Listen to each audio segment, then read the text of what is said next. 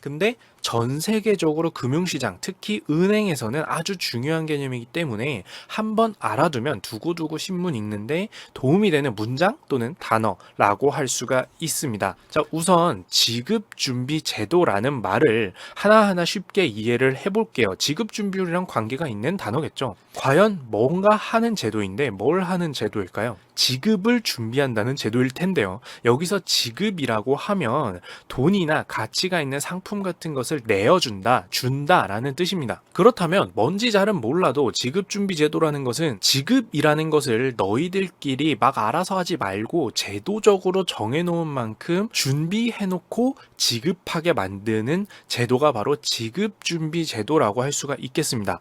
그럼 여기서 지급이 가리키는 것은 과연 뭘까요? 누가 누구에게 돈을 지급하는 것을 말하는 걸까요? 바로 은행이 고객에게 지급해야 될 돈을 말한다고 생각하면 편합니다. 여기서 은행이 그냥 다짜고짜 고객한테 돈을 준다? 이건 아니겠죠. 은행이 고객에게 지급해야 되는 돈의 종류는 바로 여러분들이 모두 다 알고 계실 예금이라는 돈입니다. 고객이 은행에게 자, 나 돈을 좀 맡아주고 나중에 이자를 좀 더해서 보관했던 거를 나한테 돌려줘 라고 하는데 맡겨놓은 돈을 은행 입장에서 다시 고객에게 내어줄 때 그게 바로 지급이라고 할 수가 있습니다. 이렇게 이해하면 은행이 고객에게 지급할 돈을 준비시켜 놓는 제도겠구나 라고 해서 지급준비 제도를 바로 개념적으로는 이해할 수가 있게 되죠. 그런데 여기서 고객이 은행으로부터 돈을 받아가려면 엄청 중요한 전제 조건이 있습니다. 은행이 현금을 갖고 있어야 된다라는 뜻이에요. 당연한 소리죠. 근데 이런 상황을 한번 생각을 해보세요. 여기에 많은 고객들로부터 100억을 예금을 받은 은행이 있습니다. 이때 만약 고객 B 한 명이 돈을 대출받으러 왔습니다. 그런데 100억을 대출받고 싶대요. 대출 심사랑 이것저것 해보니 빌려줘도 될 것 같습니다. 그래서 고객에게 100억을 대출을 해주게 됩니다. 100억을 가지고 있는 은행이 100억을 고객에게 대출을 해주면 자, 이 은행에는 지금 현금이 얼마를 갖고 있는 거죠? 0원, 아무것도 없는 상태가 됩니다. 그런데 이때 고객 A가 예전에 예금해뒀던 내 돈을 찾으러 와가지고 이렇게 얘기합니다. 자, 내 돈 1억 예금해뒀던 건 내 돈이니까 그거 다시 주세요 라고 이야기를 합니다. 근데 아까 봤죠? 고객 B가 이미 대출로 돈을 다 가져갔습니다. 그러면 이때 은행은 한 푼도 없어요. 자, 그럼 이제 고객 A가 할 수 있는 일은 뭐죠? 야, 내 돈 어디 갔냐? 이러면서 이제 노발대발 해야 됩니다. 그리고 은행이 할 일은 뭘까요? 네, 망해야죠. 굉장히 단순화한 모습이지만 이것이 바로 지급준비 제도가 필요한 근본적인 이유가 되게 되는데요. 은행은 어떠한 상황에서도 항상 정해진 비율의 현금을 보유하고 있어야만 합니다. 그렇지 않으면 갑작스럽게 고객이 찾아와서 돈을 달라고 했을 때 현금이 없어서 내어주지 못하고 그래서 은행이 망하는 사태가 벌어질 수가 있기 때문이죠. 다만 사람들이 100억을 맡겨놓으면 100억을 전부 현금으로 들고 있을 필요는 없는 것이 특별한 일이 있지 않는 한 모든 고객이 한꺼번에 돈을 찾으러 오지는 않을 테니까 일부만이라도 현금을 준비해둬라, 지급할 준비를 해둬라 라고만 하면 되게 됩니다. 이것을 제도화한 것이 바로 지급준비제도인데요. 예를 들어서 여기서 등장하는 게 바로 지급준비율인데 지급준비율이 약 13.5% 현재 중국의 지급준비율입니다.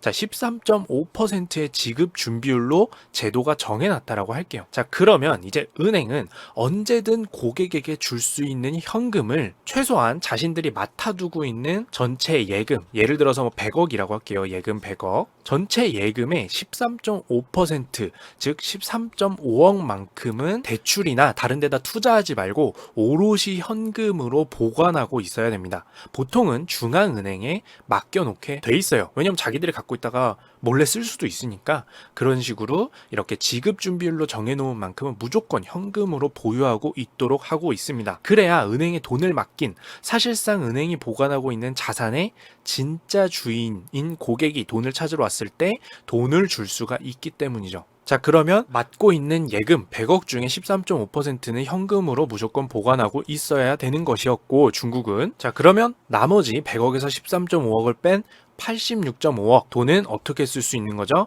은행이 다른 사람한테 대출을 해주고 나중에 이자를 받든지 아니면은 투자를 해서 투자 수익을 얻던지 해서 은행만의 수익을 만들어낼 수가 있게 됩니다. 이 돈은 즉 은행의 창고 안에 보관되어 있는 것이 아니라 세계 곳곳에 투자되거나 대출돼서 돌아다니고 있겠죠. 자, 그러면 정리를 해보면 지급 준비율 인하라는 것이 왜 경기 부양책이 되냐면, 자, 중국이 경기를 부양하기 위해서 지급 준비율을 인하했다는 것은 이렇게 이해하면 되는 겁니다. 지급 준비율이 만약에 13.5%였던 것을 13%로 0.5%포인트를 내린다라고 하는 것은 무엇이냐면, 은행 입장에서는 자, 13.5억을 액수가 너무 작으니까 안 와닿을 수도 있겠죠. 자, 13.5조라는 돈을 오로지 현금으로 다른 데 투자나 수익이 발생할 수 있도록 대출이나 이런 걸 해주지 못하고 오로지 갖고만 있어야 됐는데, 이게 지급 준비율이 13%로 내려가게 되면 이제 이 은행은 13조만 보관을 해놓고 0.5조에 해당하는 돈은 현금으로 갖고 있을 필요 없이 다시 대출이나 투자를 통해서 수익이 발생되도록 사용할 수가 있게 됩니다. 달리 말하면 뭐죠? 원래 현금으로만 가만히 보관되어 있었어야 되는 돈이 시장에 나와서 누군가한테 투자도 되어주고 누군가한테 대출도 되어주고 될 수 있다라는 뜻입니다. 물론 여기서 조금 더 복잡하게 들어가면 사실 이 현금이 순수하게 누군가에게 대출되고 투자되고 끝나는 것이 아니라 그 대출 투자해준 돈을 또 담보로 다른 데서 돈을 빌려와서 또 투자하고 이런 식으로 5조, 10조의 투자 효과가 발생하게 되기 때문에 굉장히 파급력이 큰 조치라고 할 수가 있습니다. 이렇기 때문에 지급준비율 인하는 금리 인하와 함께 경기 부양책으로 등장하게 되는 큰 방법이고, 금리 인하와 함께 알아두시면 이 지급준비율 인하는 세상에 돈이 돌아다니고 어디서부터 돈이 풀려서 시장에 돈을 증가시키는지를 이해하는 데 매우 좋은 지식이기 때문에 함께 공부를 해봤습니다. 자, 그런데 여기서 이야기가